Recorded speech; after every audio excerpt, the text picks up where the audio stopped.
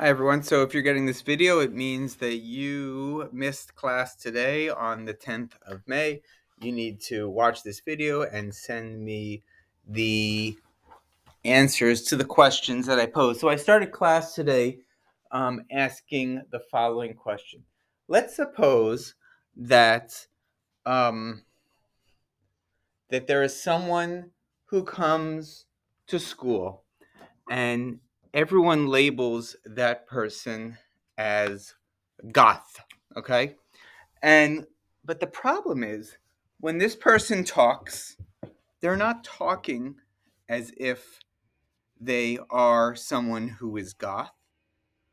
And when other people talk to them, they're not talking the words that they use and the way that they approach this person is not showing in any way through those words that the person they're talking to is goth. However, this person nevertheless has the label of goth. So, my first question to you is why would this person be labeled as goth if, number one, that person doesn't talk in a way that shows that they are goth, and number two, is not talked to in a way that we feel that they are goth? So, that's question number one. So, we spoke about that in class today because we're going to see a very similar situation when it comes to the Rasha. We're going to notice today through class that the words that the Rasha says are really not words that we would think, oh, this is an evil guy. And the response that's given to this person isn't really a response that makes us think, wow, that parent is responding to an evil, evil child.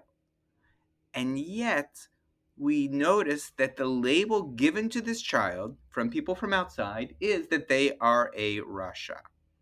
Secondly, we're going to show today how the Rasha became more than just a Rasha, more than just an evil guy, but actually became a rebel. He became someone like a machloket maker, someone who would incite rebellion. All right? Okay, so here we go. So, oh, I thought I got rid of that. Sorry about that. Okay. So first of all, here we have the words from the Torah that are labeled the Rasha. He says, what do you mean by this rite? Or what do you mean by this act or service or ritual, whatever that word rite means? And this is given to the evil person. Now, I asked you in your video, is this the words of someone who is evil or not? That's question number two. Number three is, can you change these words or add some words or manipulate these words or change the intonation of these words to make this statement into a truly evil, evil Russia-like statement? And now let's look at the answer that Mr. Parents give to this Russia. And my question is this the words of someone who's responding to someone who's really, really evil? Yes or no? That's question number four. How would you respond? What would we expect if a parent knew that they were dealing with an evil child? What would be a sentence that that parent might say to an evil child that would give us an indication of, wow, that parent thinks this person is evil? So here's what we've got. Here's our summary so far. We've got a child who's labeled as wicked, who doesn't really seem to be asking a wicked question. We've got a parent whose response doesn't really seem to be answering a wicked child. So the question is why? Why do we label this child as wicked? That's question number six.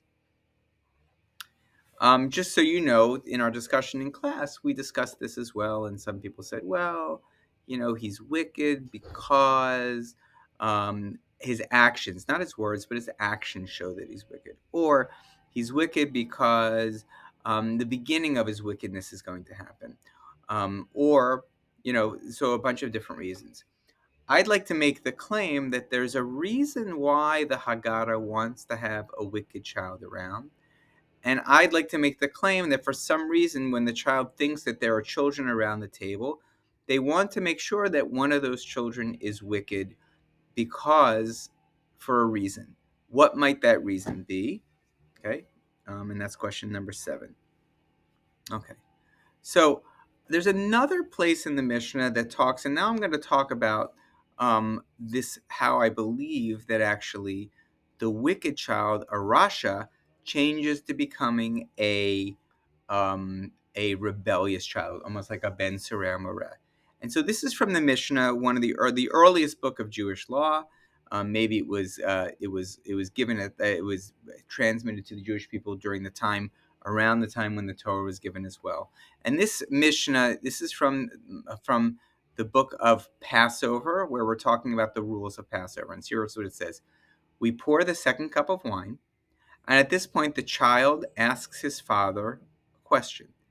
If the child doesn't have any da'at, understanding or knowledge, his father teaches him. And what does his father teach him? His father teaches him about Passover by saying, Ma nishtana halayla hazeh, Ma nishtana halayla hazeh, which a lot of us know those words, right? Surprise, surprise.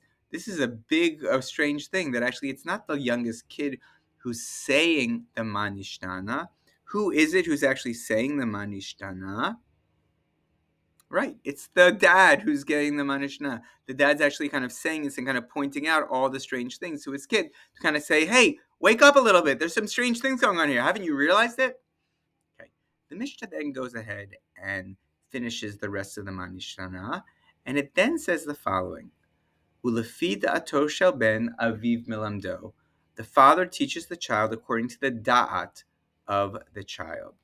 So, according to which part of the Mishnah might there be another basis for our 4 children, right? Which part of this Mishnah? I'll call this part 1, part 2, part 3, part 4, part 5, part 6. Which part? That's question number 9.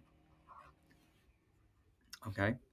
And if we look here, we'll notice that that part of the Mishnah is right here. There it is. There's the part that says there are different kids around the table with different types of intelligence, and we need to tell the story of Passover according to the different types of children that are around the table. Now, one question I have for you, which is number 10, is why do you think we picked 4, right? There could be 15, there could be 25, there could be 3. Why do we say there are 4 types of children? And my question number 11 is, why of those 4 types of children is the wicked child one of them? Okay. Now here's something really interesting. But if the parents is teaching these 4 children according to their intellect, which child does not belong? The wise, the wicked, the simple, or the too young to know anything? Make the case for one of these children don't belong. We had an interesting discussion in class, and why. So 12 is which of the 4 don't belong. 13 is why. Okay. And now let's look at what my friend Dr. Josh Culp has to say, right? So who does he believe doesn't belong? That's question number 14. And why, number 15. So really what Dr. Culp is saying is the reason of the 4 children, wickedness is out of place because that's not a type of intelligence. That is a type of, that's not intellectual being wicked. That is a moral quality. So we have, they're talking about the intelligence, wise, talking about intelligence, wise, talking about intelligence, too young to know anything, so intelligence, simple. So my question, so this really shouldn't be a wicked child. What kind of child should it be? It should be a child that has an intellect of wickedness. So what do we call the intellect of an intellect of wickedness? And that's my question number 15. And I guess I want to make the case, some people in class were saying evil genius is what we should call it. But I want to make the case that we call that person a rebel, a person who uses his intellect to be contrary, to say no, to be against. Okay? And so, as we see here, then, here is our kind of evolution of the Rasha, evolution of the wicked child. 1. The Torah has 4 conversations between a child and a parent regarding Passover. Those 4 conversations must mean that the parent is responding to 4 different types of children. One child even doesn't even know how to ask. One child is wise. One child just asks, "What is this?"